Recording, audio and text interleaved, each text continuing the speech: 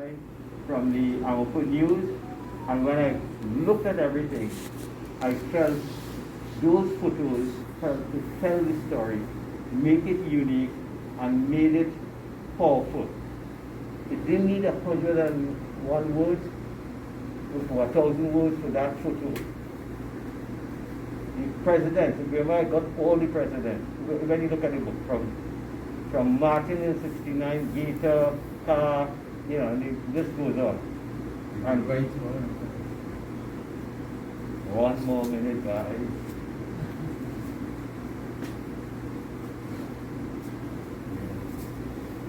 So, to me, the book was really written when I got the photos and married the script to the book. But the script itself was written for me, very selfishly, and in the Q&A I'll answer that if I am prodded, if I am challenged.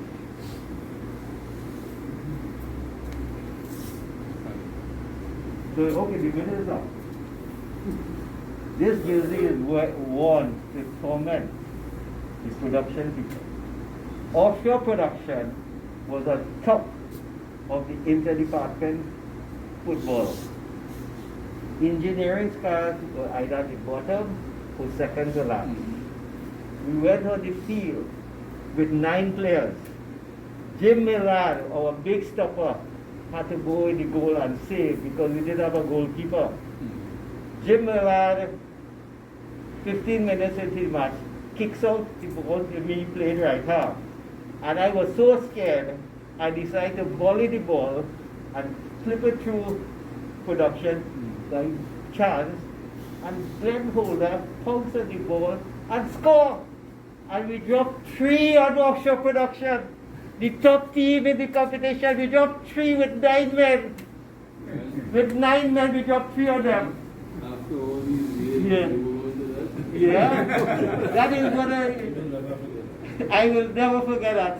And then I volleyed that ball because I scared if anybody come close to me, I'd lose the ball. On production, I apologize for your agony. You're right, it was agony. Can everybody read this up? Yeah, go ahead. So, Ken had asked me to talk about this, and really and truly, the book really emerged after October the 4th. And I have to thank, and I'm still trying to get a book to Pat Charles. Pat Charles is the one who did a novena when I was in a depression.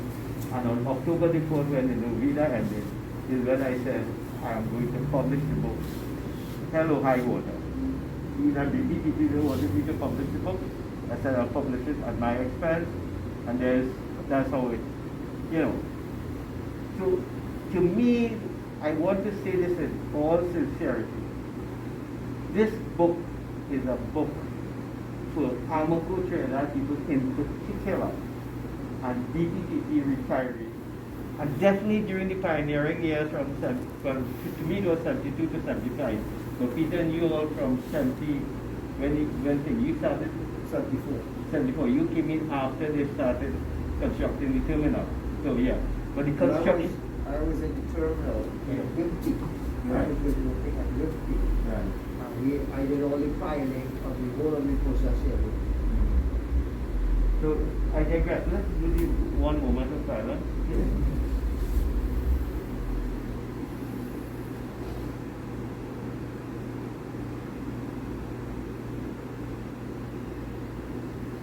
Okay, thank you very much. So while we wait on anything, any other little thing you all want me to chat? Oh, I'm going to give you all a challenge. I'm wearing this jersey intentionally, and anybody who can accurately tell me why I'm wearing this jersey will get a free book. If I still have one. And I carry out the challenge to you all. The question is, why are you wearing the jersey? Yeah, why I'm wearing the jersey. Ma'am, with all due respect to you, isn't that you had nothing else to put on? So that would have been better. I'll be advertising. I asked him the same question. That would be better. I'll be advertising the good. I have beautiful young ladies to buy phone with. Let me, That's a football jersey. Yeah. Yeah. I'm not sure what year it was. I'll give you a hint, it's 1980. 80. And I'll give you the month, November 1980. That's the departments. It's the department of football. Yeah. I mean, who you was playing for? You would have been playing for. Look at the not jersey, Trinidad. you can tell from the engineering. Engineering? Engineering style. I was engineering due to supervisor. And they didn't want me to play because they thought I couldn't play. And they put me on for 5 minutes, and if I not playing good, so they give me an next 5 minutes, and then they give me an next 5 minutes. And that's how it went, and then I ended up getting a jersey. And the only thing, I wasn't very skillful, but I was fit. I was running the beach at that time. I had a little more youth. And it evolved. You got play all the match or? Huh? You got play all the match? I should have. Imagine the thing,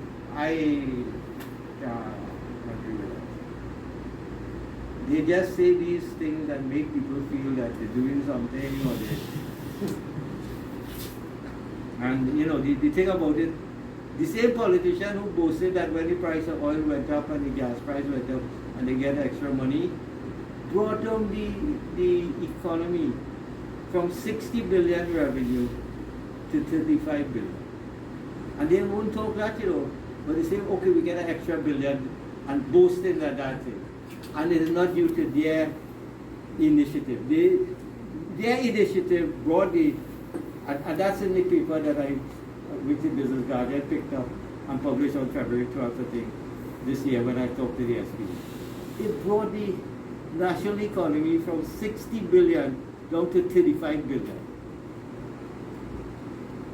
But you're boasting that you make up 1 billion now, so from 35 down to 36. I know.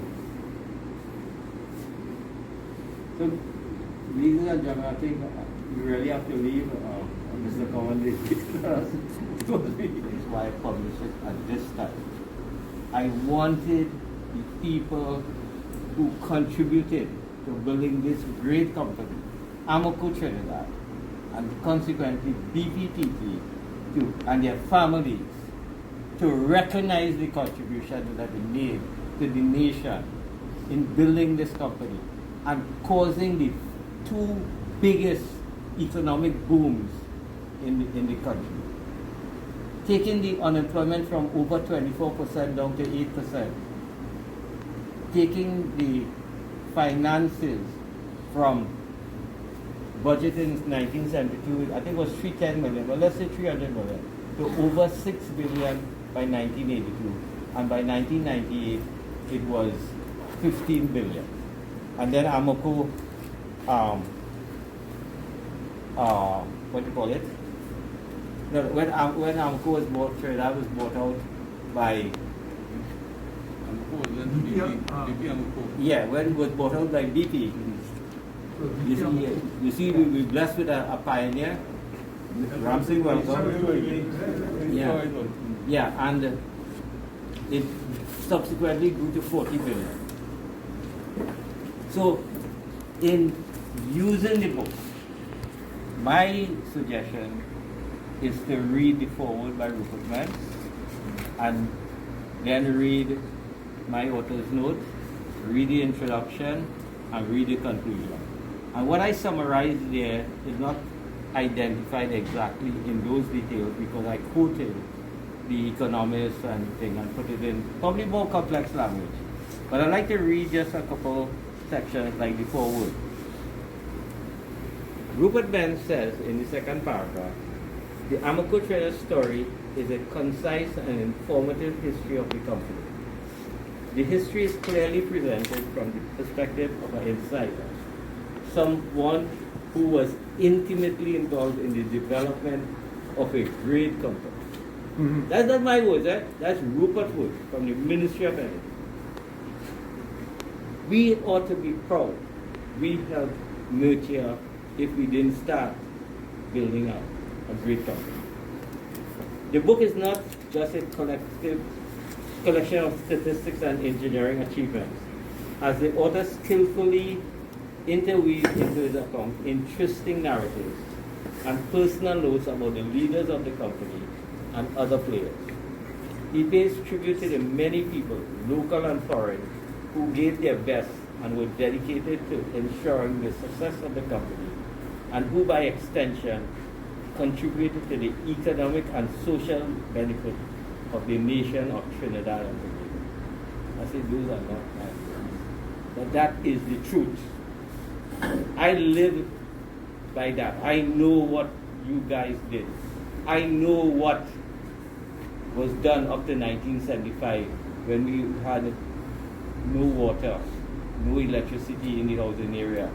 I know we had people coming to school with tall boots because the mud to get to the office was so deep, and it's documented in the book.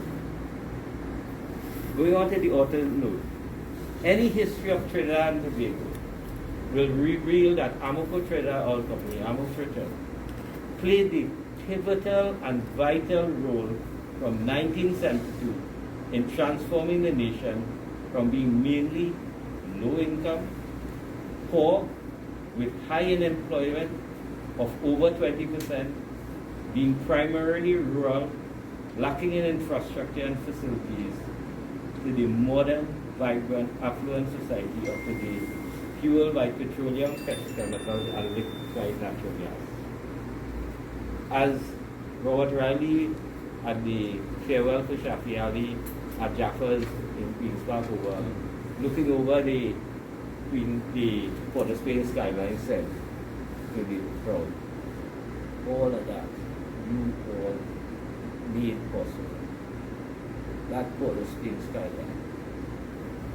It was a off-the-cuff remark, but it was a very sincere remark. So I said, this book is therefore of interest and benefit to all of us, past and present in BPTP, AMOCO Trinidad and the people of Trinidad and Tobago. We of BPTP and AMOCO Trinidad in particular, ought to be and can be proud of this our rich heritage and legacy that we contributed to. And what I was saying before, prior to 1975, AMOCO Trinidad work facilities and infrastructure was either non-existent or primitive, and working conditions challenging.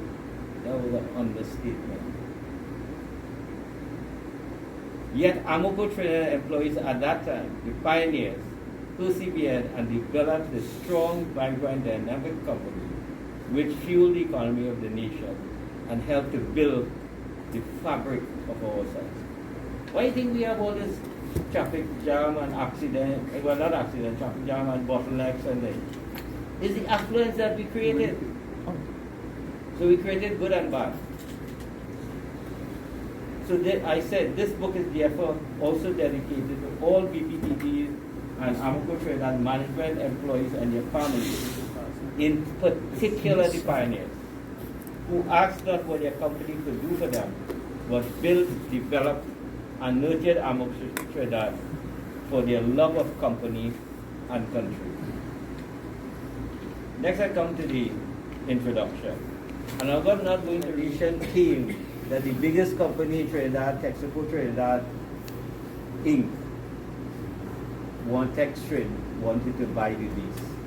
The recommendation from Pan American Trinidad came up to New York, where Bob Powers was chief engineer, to sell the lease to Texaco. And Bob Powers said to me and three engineers and their wives that came up with some visiting dignitaries from Houston one night, that he, as chief engineer, working with the party operator thing, went out and take some martinis. Sometimes it's good to drink. And next morning they went and they didn't say sell the lease to Texaco. They said don't sell the lease to Texaco. And the same Don Flickinger, who I just chastised, they said they used Flickinger's report that when they drilled OPR1, the first discovery well, Flickinger said the sand to shale ratio was greater than 1, meaning it had more sandstone reservoirs than shale in the well. And he concluded that if any of those reservoirs had hydrocarbons, it would be prolific. And Powers that they presented that, and they decided to drill Southeast Galliota 1 from October 1967, February 29, 1968, discovered gas, and the rest is history. They drilled 5 consecutive gas wells, I think, and then they discovered oil, first in OPR2. One horizon, the MM6, had oil, then in OPR3, offshore point, they found oil again, and then OPR4, the one where you said TK right adjacent, offshore thing, was the big discovery, and the big extension was offshore point Radix 8, which became TXC, which was the platform when I came back as a young engineer. I took over and we really boosted production. AMOCO Trinidad became the top producing company by May of 1973, and we went on and on.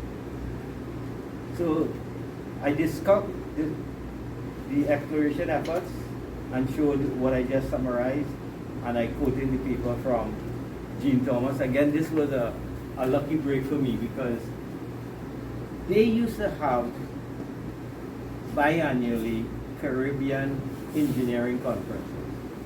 And would you believe that conference in June of 1971 was the last one they had? And I had just graduated from UE in chemical engineering. And me and my first self gone there, listening thing, and get the paper. And the only thing good about it is I had interviewed for petroleum engineering school. We didn't know why I introduced it because my aunt see this ad and she knew I was frustrated with working in Texaco. And she came and gave me this thing on Friday night to submit by Monday. So I filled out form over the weekend and submit and thing, and they interviewed me. And because of Gene Thomas' paper, when I get a scholar and decided to go and do petroleum engineering. And I went to Rolla. At the time I used to say Rolla, Missouri. Now I reflect. Because it didn't have girls, it was really miserable. But I did have a lot of things. If you think Galuta was bad, Rolla rival later. We were out in the boonies, and the biggest thing in the thing was the university and a feed mill plant. And we were 100 miles from St. Louis. And no way to go in the weekend, and you just, But to cut a long story short, it changed my life, it changed my career, it helped me to contribute with you guys to the success that this nation became. 1972 to 1975, career-wise, was the best years of my life. Why it was the best years of my life? The people who I worked with, we worked together. Camille and they type in 8 and 10 and copies on manual typewriter in order to get things to the ministry and get approvals and things. We had one Xerox machine in the radio room. We had no thing, we didn't have computers. We didn't have even calculators that were electronic. You had these little manual thing. And we built this company. I tell the people who go to the office thing, when you go home you don't have water, you don't have electricity. You couldn't even get groceries. You had Chin Hong and Rita's and Paris and whatever. And that is what I'm saying in building the company. Then the ones that you all know very well. This whole brochure was probably prepared by me, this green one. And all the photos were taken by me. And it's sort of unique. And we pioneered environmental response, in Trinidad, and oil spill responsibility. We were the leaders.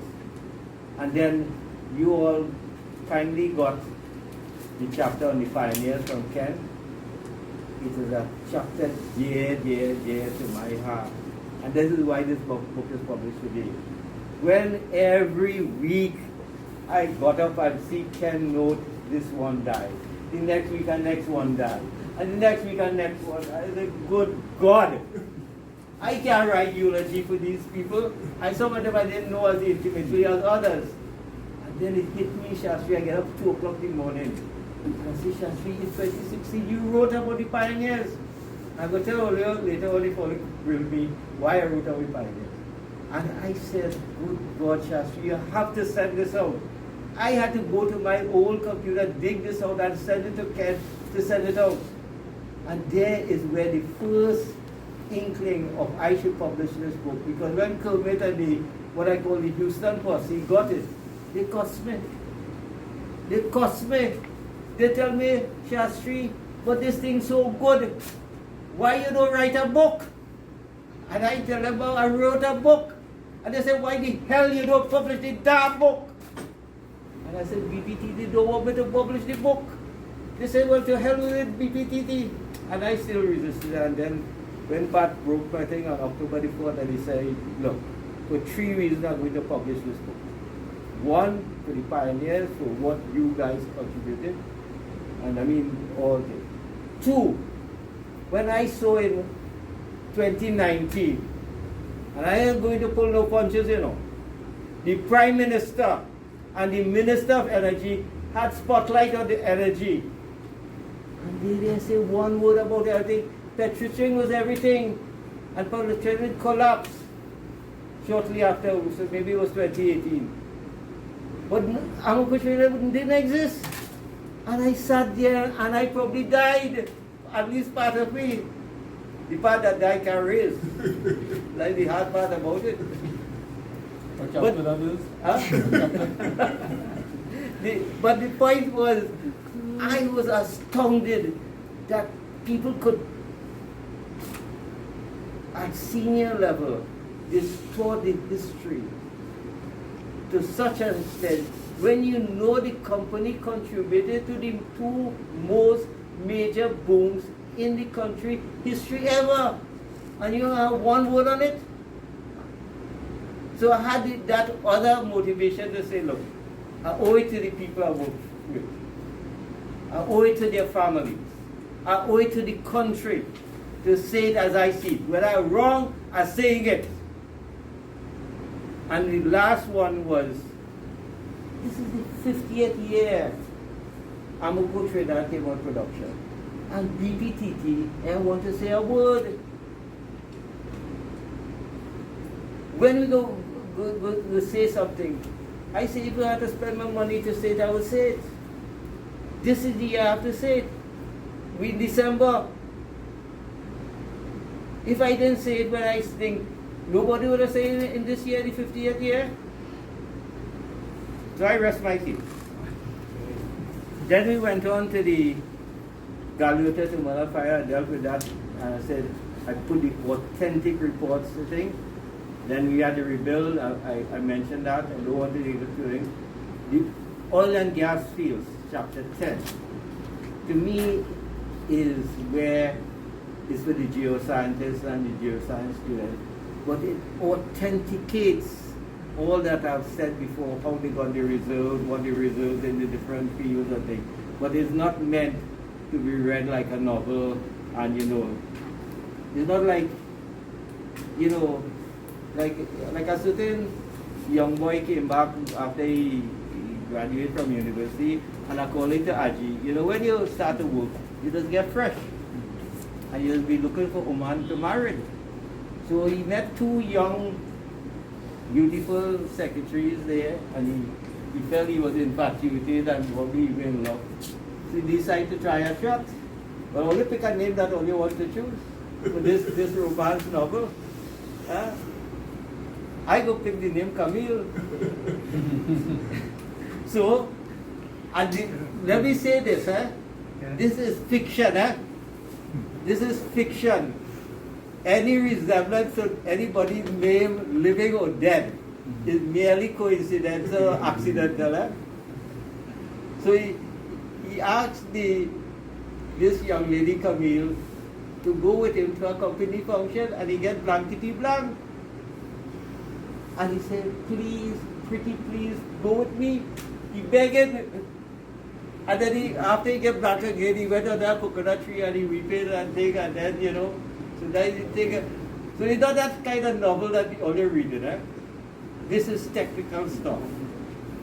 You understand? It's not romance and things you can read cover to cover. But as I say, I put that chapter as a technical person to authenticate it. And lastly, with respect to the chapter, I believe leadership. 4 out of the 8 or 9 presidents were more subdued. They didn't. But there are 4 or 5 of them that when you, what do you call it? When you look at them, you see the integrity of what these people did.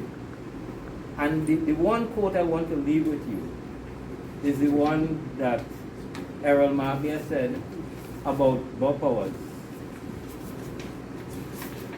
Shastri, Yeah. the story we read, Yeah. we need to do this, isn't it? Yeah. I'm sure. One is 3:30, one is 4 o'clock. No, I think, and you want a book. But I just want to know. Was a gentleman. I really admired Bob.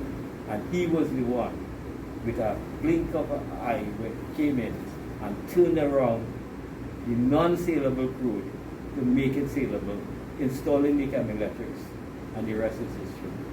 And Tony, you were the one testing. You were the one testing in the lab. You could verify and document. Rebuilding after the crippling fire in 1976. I said in the book, the way them guys scaled the helicopter fences and ran, they would have outperformed Haley Crawford. And one of the fortunate things in the book, I was able to get the actual AMOCO news concerning the fire with the actual footage, or actual photos of the fire. I don't think I've seen that anywhere else.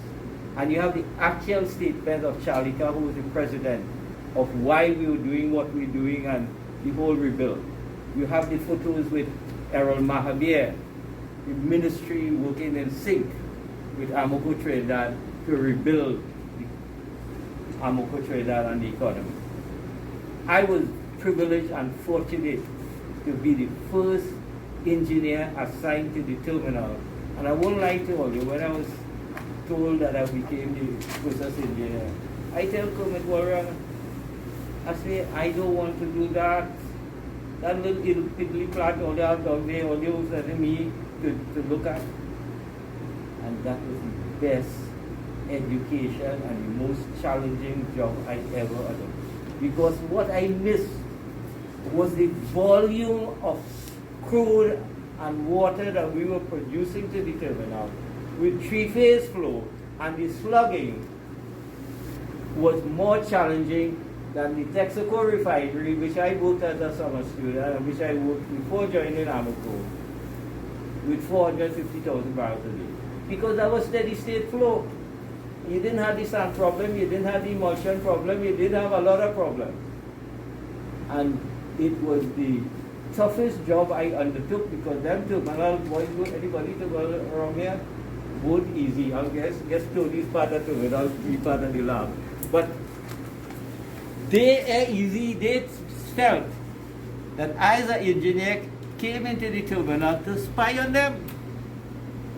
And in the end, when I did my analysis process and produced my report, everybody wanted to kiss me, because the problems that they had been identifying and couldn't sell to management, they realized I sell everything to management, because I gave them the engineering background to show what they were saying was right. And fortunately, or unfortunately, fortunate for me in the sense that from a career standpoint, although I didn't get money for it, my process design that I did when I was a terminal engineer was used to rebuild the terminal. The only thing I lost, and they came back and did it 10 years later, when they went to a closed loop heating system instead of the open system, where you were sucking water from the wash tank into the heaters, and the sun was coming into the heaters. And I said that to them, that you're going to suck sun into the heaters unless you have a closed loop there. And I have to thank Lennox then, God rest his soul, coming from Texaco, using steam to heat reboilers and things in a closed loop system for mentioning that to me. And Lennox was my biggest enemy initially, where he felt like he was the pioneer. He and Terry Rodriguez and a lesser extent Morgan. Morgan was like a little gentle giant. But you know, Lennox was rough and gruff, and he tells you as it is. Like, Very forthright. He hit the fritters, you know. Huh? He hit the fritters there, so. Yeah. And the heated treaters used to stand up. The thing about it, that was I'm glad you bring up that Mona. All engineering and turbine said, man, we only producing a trace of sand. It didn't have no problem. All it was a little trace of sand. And I showed them that in 10 days, the heater treaters were sanding out up to the fire tubes. And I calculated the volume of sand in the heater treaters. And I say we're producing 2,500 sacks of sand, and they challenging me. I say, well, look, all these pictures here, this is the thing. Then we will work out the capacity, and Peter, you know, we calculate the capacity, pi d squared over 4 by the height and whatever, and you convert it to cubic feet, and it was 2,500 sacks. And it's only then they believe that a trace of sand coming offshore was this big volume, brought to shore by the emulsion, which captured the sand into it, and when it was broken with the heat, the sand drops in. One of the biggest challenges I had when we went to the final design meeting in Port of Spain, and I was presenting, I'll call the name, Don Flickinger, who was the chief engineer in Port of Spain. When I told them that we get in sand in the wash tank, said I was lying and I lost my cool.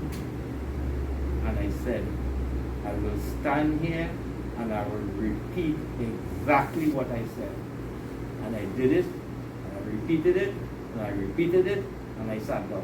And I didn't continue my conversation. But they got the point, because I told them the reason why I know they're producing sand in the wash tank. I went and pushed my hand into the inlet pipe. I went and pushed my hand, and I felt sand. But that was one of the reasons why they didn't want to go to the closed loop thing. Because they still felt that Don was, you know, this super thing, and this little pipsqueak of an engineer coming here and telling him, you know, and challenging him. But that was the only thing I lost. So we talk about those things, and I concluded a conclusion. And because we nearly sold out this lease to Texaco, we nearly never had AMOCO Trinidad. I said, therefore, was it solely fate and destiny, or was it fate and destiny guided by vision, leadership, the commitment and dedication of its management and employees that made AMOCO Trinidad a success? In this regard, from 2000, the company as BPTT continues to be a success, playing a vital role in the economy of Trinidad and Tobago and in the fabric of our society. The company continues to be a major provider of revenues to the nation. The company therefore remains a living testimony of the vision, leadership, ingenuity, hard work, commitment, and dedication of its present and past management and risk.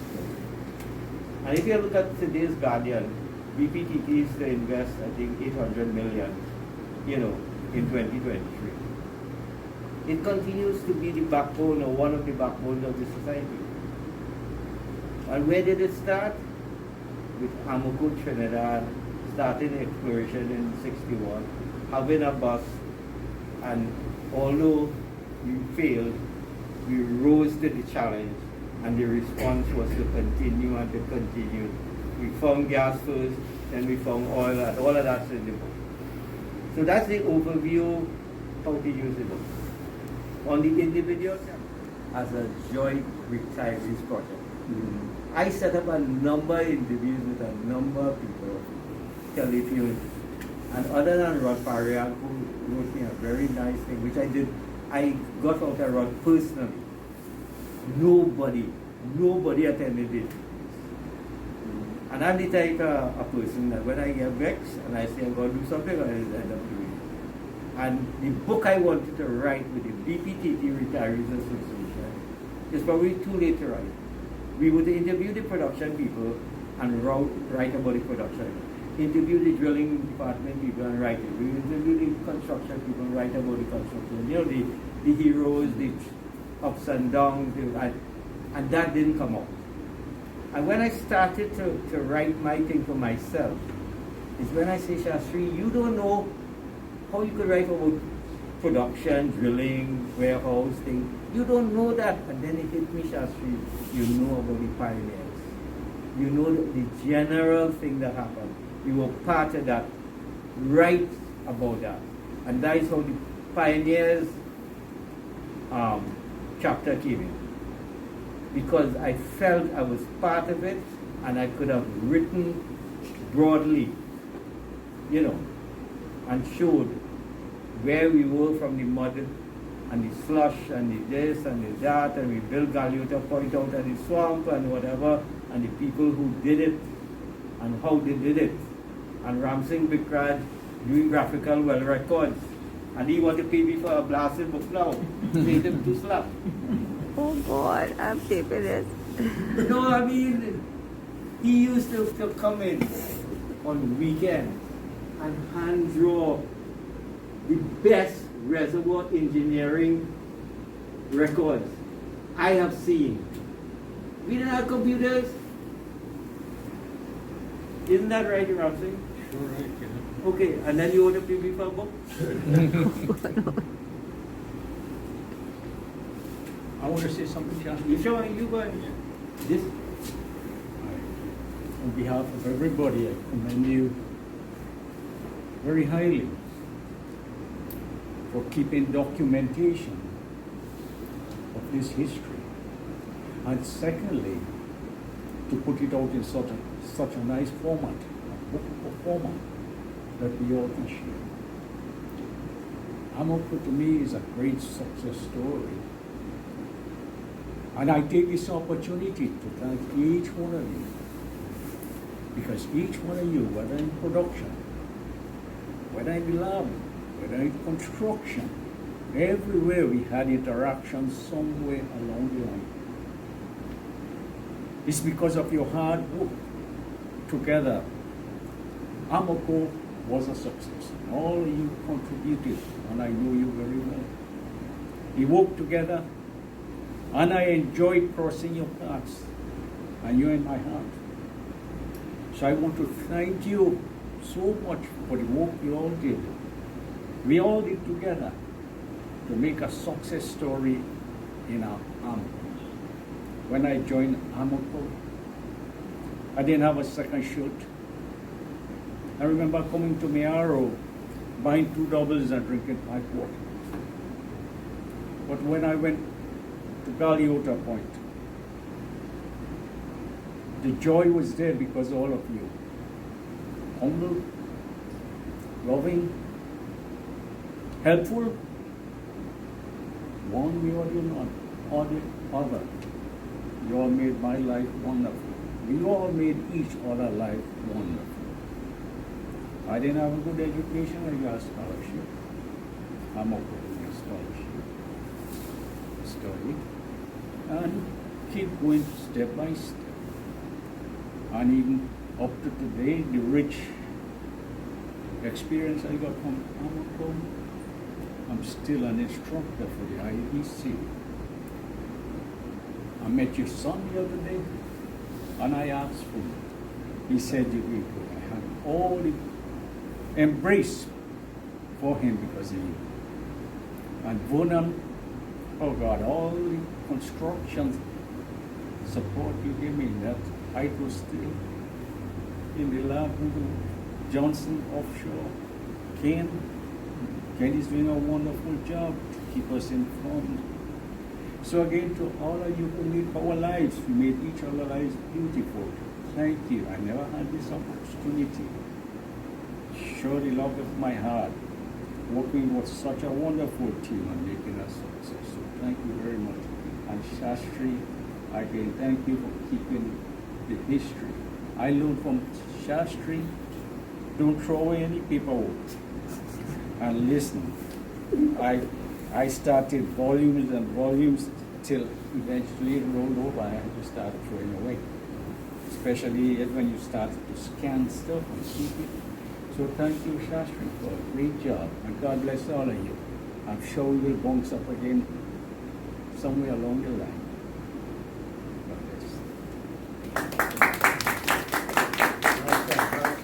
The AMOCO Heritage Company. Is that documented anyway? Because I mean, I call myself as coming across two stocks. Right. AMOCO Heritage, which has been about 20 years, and BP, another 20 years. Yeah. And I haven't seen that message. Maybe either in documentation or... Okay, let me address this way. I was told this informally that all they're interested is in promoting the BP brand. This is the company they have today. I can't say whether it was right or wrong. Again, I'm going to use a bad word. In 2018, 50 years after the successful discovery well, Segwa, BPTT prostituted themselves and said they were here for 50 years in advertisements on national TV. And I could call the names of who in it, but that is irrelevant.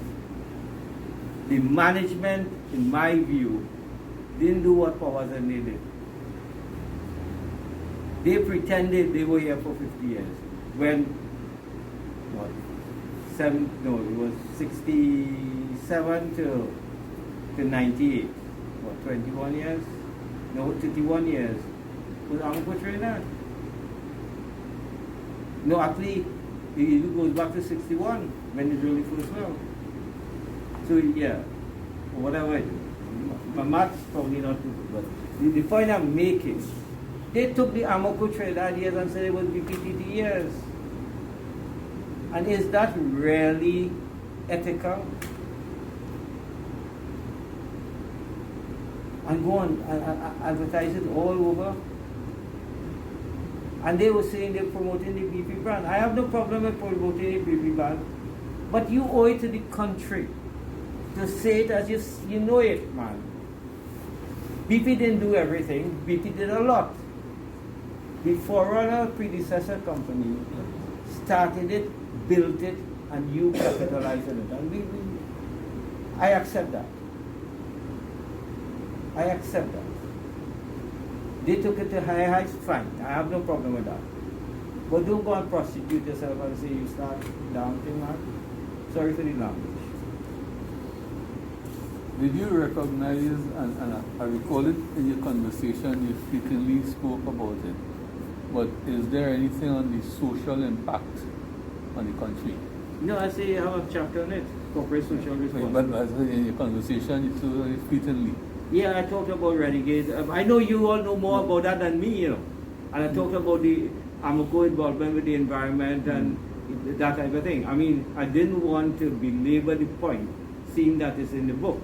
And also, the corporate social responsibility of AMOCO and BP, you know, is well known to us.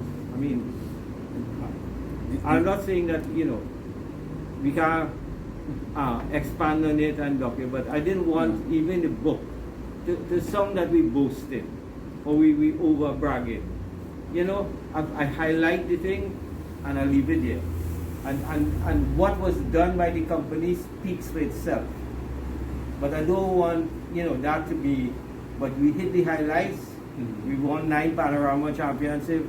Marianas has been from 1971 to, you know, what we did for the environment. We pioneered all the AmCham environmental, health, safety and environmental. I was involved with that. I was technical support. I was the one who actually helped Rod Pariag started the AmCham environmental committee. And, you know, took it from the thing. But those are things, details, yes, we could spell it out, but I don't feel in the bigger looking of it that it will make any big difference. And again, I leave BPTT to continue those programs, to, you know, expand on it, rather than, you know, make that solely like an AMOCO Trinidad contribution. I did document where it started. I think what I missed is the short end is the development in the East Coast area, where you may already turn around in the lives of the residents in that area. And at the short end, the big end is a significant turnaround in the impact on the lives of the people in Trinidad and Tobago. Well, Kenneth, let me say, in all sincerity, while AMOCO's impact in the Miaro society has been significant, without AMOCO, you wouldn't have Republic Bank of Miaro, for example. Correct. Right? You wouldn't have Correct. had a number of institutions in Miaro, the schools, the whatever. What was lacking, all of the drill turn bright wells and water wells and got the electricity and improved everything, Miaro still didn't benefit as much. They built bridges, they did a lot, right? But it still remained a rural, undeveloped society. The national community benefited more than the direct impact in Miaro. What I am still to understand, for example, while AMOCO Trinidad had all this wealth, and we only had Chinhongs and Ritas and Paris and things. Now we have SS Prasad and things. And I don't know, AMOCO Trinidad is now no longer there. Repsol is no longer here. You have Perenco, and they are a minor company. And now you're having the growth in the thing, like definitely in the supermarkets and the food. And I'm wondering why. Is it drugs? Is it something else? But the well that AMOCO Trinidad produced didn't seem to filter sufficiently down. You know, I mean, they did convert from no roti shop to Disneyland and Mapikin and that type of thing, and they were growth. But I asked myself honestly whether the growth could not have been better. I'm not saying they didn't have challenges, right? But I'm saying when you look at it comparatively, I felt Miaro as the home community, the host community, didn't benefit as much. But you know, they couldn't do everything. They improved the telephones, they did improve the water, they did things, but not to the extent that you had as thriving a community as you have now. It's true, the thriving community you have now still have no water, most days. I don't know if you follow the... I hear you, but you follow the we will have to have another conversation on this. Yeah. But I thought there was a more significant thing that you ought to take me up on. And wires have the technology or know-how. That is thing, but you are in charge. But that's what I'm saying. So you're Right, supposed you to are have in charge. You can't exonerate yourself from it, man. You are in charge. If you don't have it, you go and get the help. You are responsible. You go and get the help. That is what we used to think. We had the Galuta fire. We didn't walk away. Or AMOCO Trinidad didn't walk away. And we even turned around and made sure the country had electricity within 4 days. We made sure that the oil came out back on production. We made sure the economy was not, I nearly say sabotage, but it's not sabotage. We didn't go into a tailspin. We did it. Although it meant working 24 hours a day, whatever. We did it. We took, management took responsibility and guided the employees, and the employees stood up and was counted and produced where in 2 or 3 days, I think, for the gas, so that TNT couldn't shut down the country. It was done. It's documented in the book. This is what I say. This book is not really to sell to school children and just want to make money. This is as authentic as I could make it, to say this is what was done and this is the truth and this is something hopefully you and your children, if they do engineering or whatever, can learn from. It tells you why leadership matters. It tells you why camaraderie matters. The human element. It's not statistics and things. It has the overview, that what the financial impact is. But it tells you, as Rupert rightly crystallizes in his foreword, where the human element made the difference. Made the difference. And to be quite honest, I said I didn't write the book intentionally to publish. But somehow when all the people who reviewed it saw that I had captured that, realized that it had the need that it to be published. They saw why this should be published. Because the corporate history of Trinidad cannot be done without AMOCO Trinidad being mentioned and evaluated and even criticized.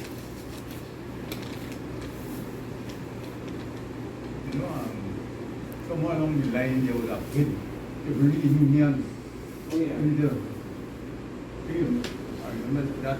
I still do that. Yeah. Yeah. So, And they took one by one. And this is your signature, open some. Made this one your own signature.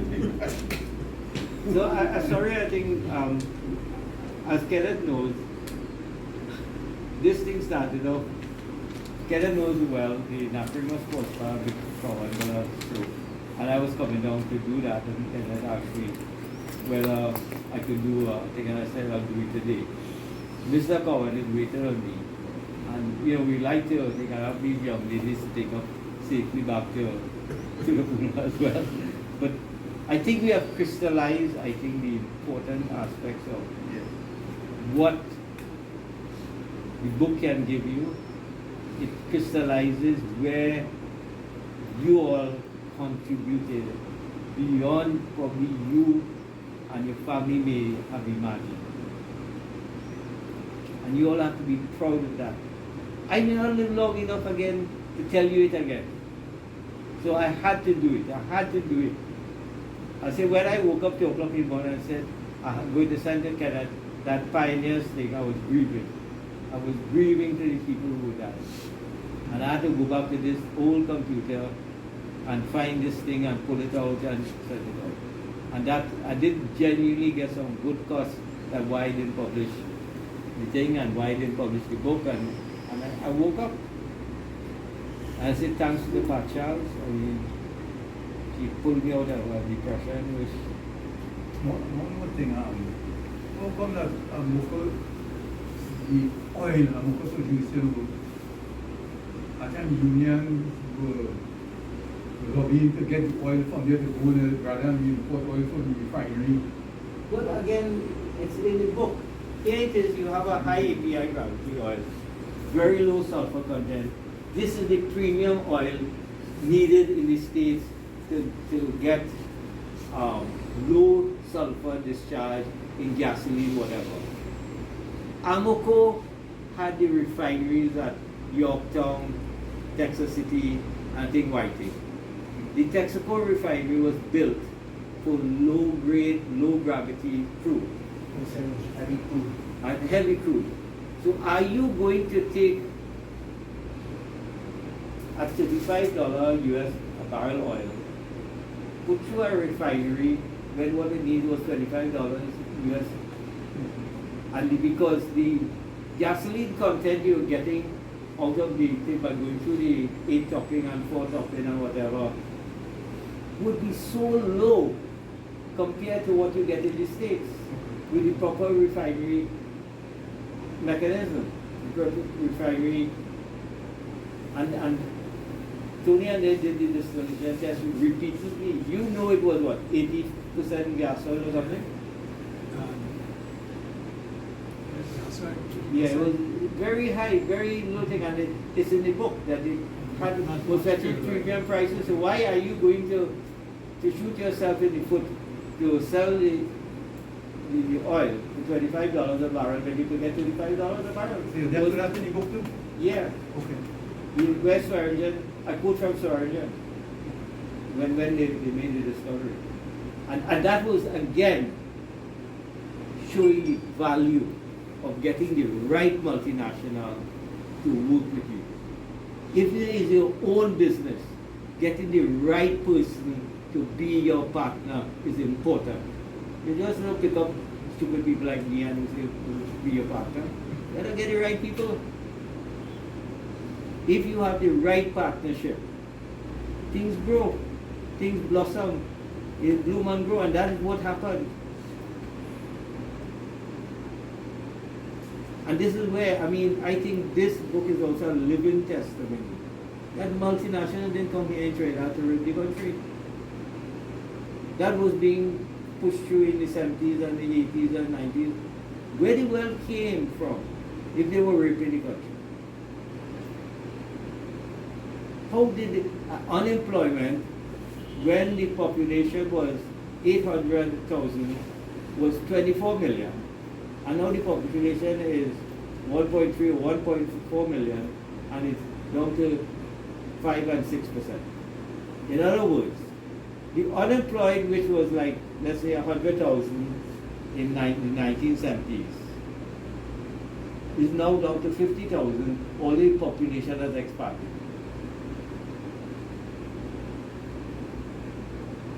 And if I may also tread on some chords, I remember there were racial intolerance and hatreds, and whites were being driven out of the society just after the Black Power Revolution. When the wealth came and there was equitable distribution and things for all, the society changed. We loved each other more. We cherished each other regardless of race. And I will say that uncontradicted. You all probably witnessed that. We recognize now we had the financial wherewithal where we weren't fighting each other for a job or fighting for a crumb or a bread or something.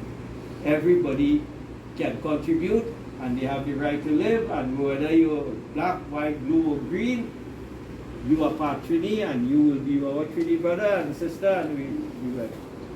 And the society changed. In the field, narrow committee move away from agriculture because of AMOCO, for example, say, move away from agriculture. Well, it's not only Miaro. Just think about it. Just think about it. We used to produce bananas. We used to produce citrus and export. We also used to produce sugar cane and that there, like other things that I know. But the point is, when the wages and the revenues comes in, one of the bad spin-offs is if URP and CPEP getting more than the person working in agriculture, do you expect them to stay in agriculture? Do we expect them to go stay in the plantain and bananas and citrus and coffee and cocoa? That was the adverse effect. That was not well managed as far as I can.